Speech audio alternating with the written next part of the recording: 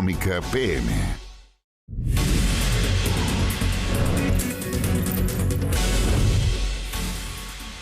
Hola, hola, ¿cómo están? Bienvenidos a esta edición de Agenda Económica acá por las pantallas de CNN Chile. Arrancamos la semana con distintas informaciones. Una de ellas, la expectación que gira en torno a la presentación de este proyecto de reconstrucción nacional que el presidente José Antonio Kast dará a conocer mayores detalles de esta propuesta en cadena nacional este día miércoles, su primera cadena nacional desde que llegó al Palacio de la Moneda. Acá hay distintos puntos en tensión con este proyecto. Por una parte, la oposición acusa que se intentan tocar temas demasiado variados o diversos en un solo proyecto, lo que ha gatillado distintas críticas. Y por otro lado, el gobierno, por su parte, también ahí está listando los distintos apoyos para la próxima discusión de esta iniciativa. Los detalles los revisamos en la nota de nuestra compañera Natalia Muñoz. El proyecto lo van a conocer en detalle cuando haya que conocerlo, prontamente. Alta expectación a días de conocer los detalles del proyecto de reconstrucción nacional que será presentado por el presidente José Antonio Kast en cadena nacional este miércoles. Desde ya se generan críticas al catalogado como irrenunciable y principal eslabón de la iniciativa, la rebaja al impuesto a las empresas. Porque no es una reacción a priori, sino es frente a anuncios, advertencias de políticas que indican claramente que lo que son las medidas del actual gobierno serán medidas abiertas y directamente de beneficio de una élite. Plantean que estemos de acuerdo con un proyecto de ley de reconstrucción nacional y dicen que lo único importante de la reconstrucción es bajarle los impuestos a los superricos. Eso es pasar gato por liebre en cualquier lugar.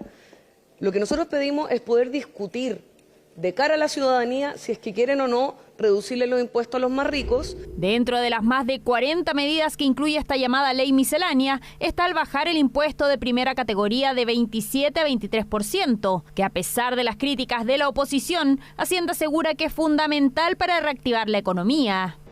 Son 150.000 empresas, 150.000, que emplean la mitad de los trabajadores de Chile.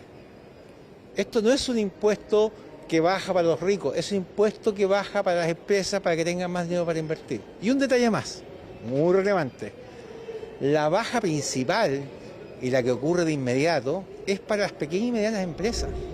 Si bien aún no se conocen los detalles del proyecto, ya se adelanta que contempla medidas en 5 ejes: reconstrucción, reactivación económica, fortalecimiento institucional, reordenamiento de las finanzas públicas y mejoramiento de la seguridad, donde el Ejecutivo plantea un todo o nada que ha sido criticado por la oposición y en filas oficialistas por parlamentarios de Renovación Nacional.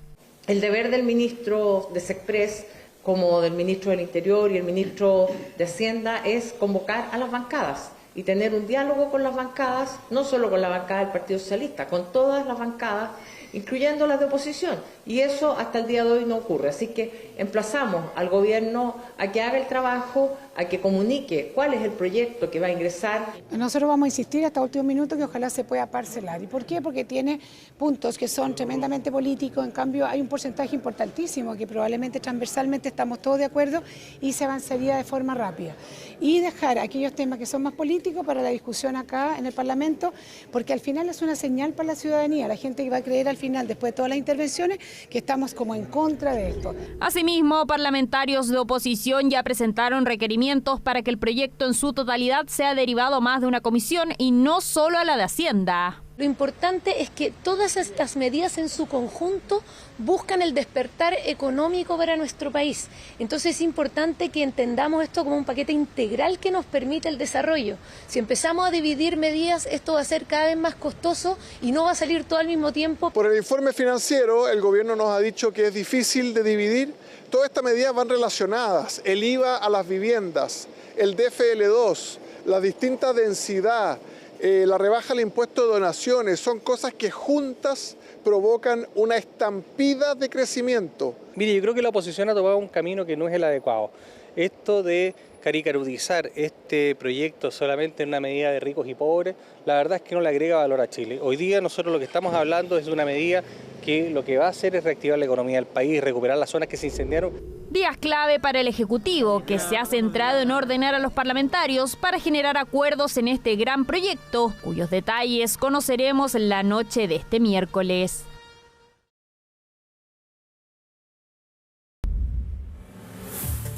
Vamos a cambiar de tema y les voy a contar que durante esta jornada el gobierno confirmó que Máximo Pacheco no seguirá en la presidencia ejecutiva de Codelco. Esto a una semana de la última junta de accionistas de la minera estatal, siendo liderada en la presidencia ejecutiva precisamente por Máximo Pacheco. Durante esta jornada, el viceministro de Economía y Minería, Daniel Mas, confirmó entonces que no va a seguir en el cargo y que ya tienen un nombre escogido precisamente para su reemplazo. Codelco hay que hacer un trabajo relevante en que vuelva a producir. Se nos había dicho que tenía que estar produciendo en este año 1.700.000 toneladas, estamos al borde del 1.300.000 toneladas. Tenemos problemas de seguridad, tenemos problemas de gobernabilidad. El gobierno corporativo que está haciendo la entrega hoy día no pudo hacer el plan de producción, tenemos problemas de seguridad relevantes y eso es lo que queremos desde la Junta Accionista, que es el próximo lunes, enfrentarlo. El señor Pacheco va a salir de Codelco porque termina su mandato en este momento. Pero no hay posibilidad de renovar. Tenemos otra idea desde el gobierno. Ahí en ese punto de prensa entonces también la autoridad confirmaba que ya tienen un nombre, no dijo cuál es, pero lo confirmó, que ya había un nombre en carpeta para ocupar este cargo y también, por cierto, reiteró las críticas, como ustedes podían escuchar también al manejo en cuanto a seguridad y también a producción de la minera estatal. Vamos a movernos hacia otro tema porque el ministro dio estas declaraciones precisamente en una actividad que se llevó a cabo durante esta jornada llamada Sesco Week. Un evento que reúne a distintos actores de la industria minera y que tuvo como foco principal precisamente la producción de cobre, al menos acá en nuestro país. Nuestra compañera Javiera Maldonado asistió a esta actividad y nos cuenta más detalles a continuación. Durante la mañana se dio inicio a la Sesco Week Santiago 2026, un espacio que se ha consolidado como el principal encuentro global de la industria del cobre, reuniendo en Chile a líderes empresariales, inversionistas y actores claves del sector. En este contexto, distintas autoridades se refirieron a las expectativas que genera este encuentro. Particularmente para la industria del cobre y el litio, pero esencialmente para el cobre, las expectativas siguen siendo muy positivas, pese a la situación del mundo, del contexto global y lo lamentable de la situación del contexto geopolítico global, con los conflictos. Pero aún así, el cobre se mantiene bastante sólido, con buenos niveles, y el desafío sigue estando mucho más del lado de la oferta.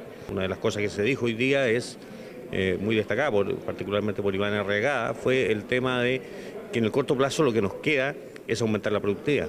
Después tenemos otros desafíos más normativos, institucionales. En este evento se anticipan las definiciones que marcarán el futuro de la minería, especialmente en el contexto de transición enérgica y alta competencia internacional. El poder estar compartiendo con distintas mineras y con distintos actores dentro del ecosistema minero, lo más relevante yo creo que en esta Sesco Week es el encuentro que tienen con los estudiantes. Chile necesita más capacidad laboral en minería, nueva capacidad laboral, y el que los estudiantes vengan y tengan este encuentro y vean lo que es la industria minera es de gran relevancia, y por supuesto todo lo que tiene que ver con la tecnología. Como ustedes vieron en los paneles iniciales, todo lo que es la inteligencia artificial requiere muchísimo cobre y por eso es de mucha importancia todo el desarrollo que Sesco puede hacer relativo al tema tecnológico e innovación. La Sesco Week Santiago 2026 se estará desarrollando hasta el 17 de abril en Vitacura, con una agenda centrada en los principales desafíos y proyecciones de la industria minera a nivel global. Bueno, nos mantenemos en el ámbito de la minería y de hecho volvemos a hablar de Codelco porque hoy se conoció que la minera estatal junto a otras 3 firmas contratistas fueron multadas, esto a raíz del accidente ocurrido en el Teniente el año pasado. Esta información fue revelada por la agencia de noticias Reuters, que tuvo acceso a archivos del Ministerio del Trabajo de nuestro país, específicamente a raíz de solicitudes de transparencia en los cuales se detallan precisamente cuáles fueron las multas que se aplicaron finalmente a Codelco, por una parte, y también a otras empresas privadas precisamente por esta tragedia que ocurrió en julio del año pasado en la división El Teniente y que como consecuencia fue las principales consecuencias, la pérdida de la vida de 6 trabajadores de ese lugar. Acá entonces se detalla que, además de Codelco, las otras empresas son Sublin, Salfacorp y Gardilsic, quienes precisaron que las 3 contratistas fueron multadas en su conjunto por $87.000. Y, por otra parte, en tanto, la minera estatal recibió una multa de $20.000 en relación a este hecho. Se trata de que, de acuerdo a la información que se dio a conocer durante esta jornada, a una sanción que se notifica directamente a las firmas que tienen en el fondo que hacerse cargo de esta situación, de pagar, y que no es información que se hiciera pública en su momento. También hay distintas informaciones, o más bien distintas investigaciones a raíz precisamente de una auditoría interna que se realizó por parte de Codelco en relación a las causas de este accidente. Y recordemos que también a raíz de eso se decidió despedir a 3 altos ejecutivos. Eso sí, eso fue una auditoría que se realizó por este accidente de julio del año 2025, pero que reveló ciertas irregularidades a raíz de otro accidente ocurrido con anterioridad.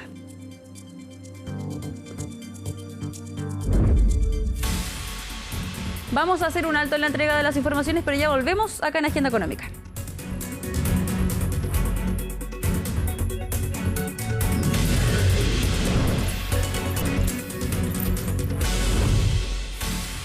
Ya estamos de vuelta con esta edición de Agenda Económica acá por las pantallas de CNN Chile. Y hoy es lunes de Agenda Financiera, donde vamos a estar abordando distintos puntos en relación a las últimas noticias que hemos conocido en relación al conflicto en Medio Oriente. Por una parte, hoy despertamos con la información sobre este bloqueo al estrecho de Hormuz, que ya había generado distintas reacciones, un valor del petróleo al alza también a raíz de esta situación, pero por otro lado, finalmente la jornada y más bien las bolsas estadounidenses, por ejemplo, cerraron con cifras positivas, esto a raíz de este anuncio que realizó el presidente de Estados Unidos, Donald Trump, de que Irán se habría acercado con intenciones de poder llegar precisamente a un acuerdo dentro de este conflicto. Para conocer un poco cómo se han movido los mercados y también la situación en general, al menos en el ámbito financiero sobre este conflicto, vamos a tomar contacto de inmediato con nuestro siguiente entrevistado. Él es Diego Bobadilla, Head of Portfolio Solutions de BTG Pactual. Diego, muchas gracias por acompañarnos.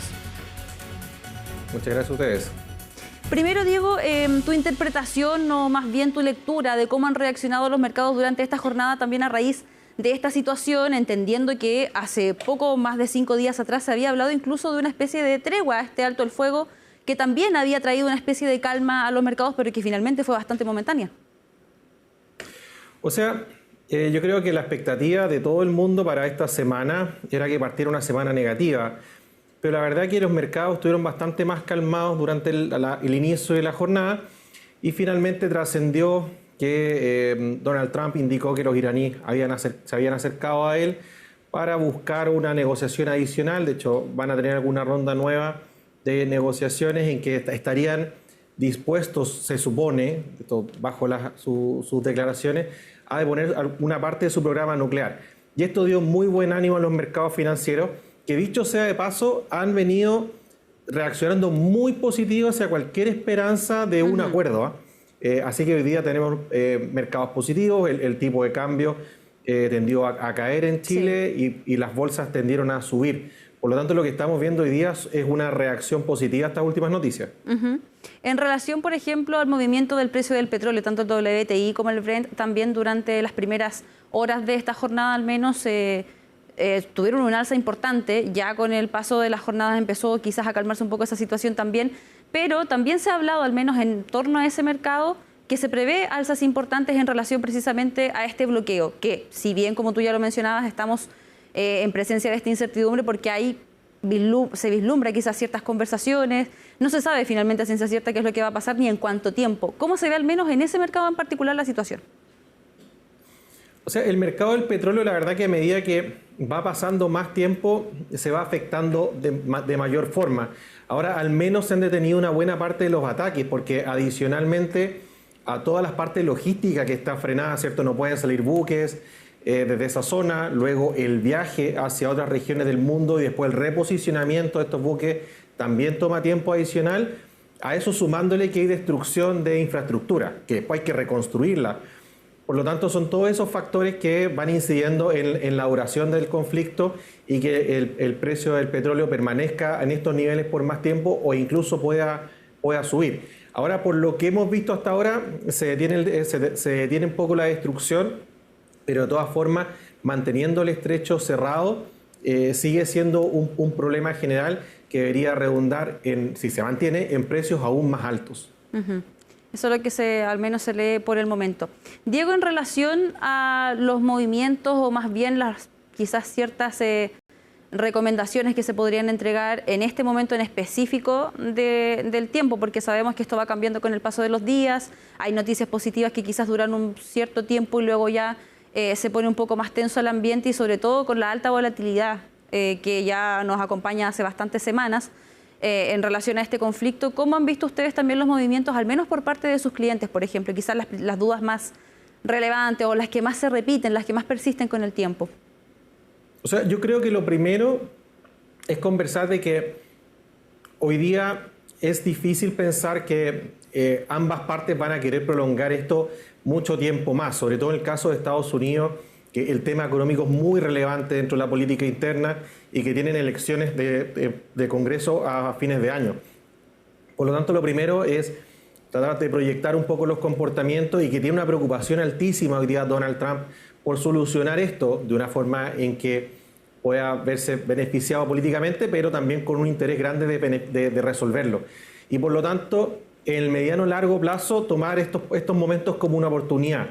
Gente que quizás no alcanzó a comprar acciones en Chile puede tener una alternativa para hacerlo, o que quizás no alcanzó a cubrirse en el tipo de cambio, o tomar otras posiciones en mercado emergente, que son lugares que a nosotros nos llaman la atención.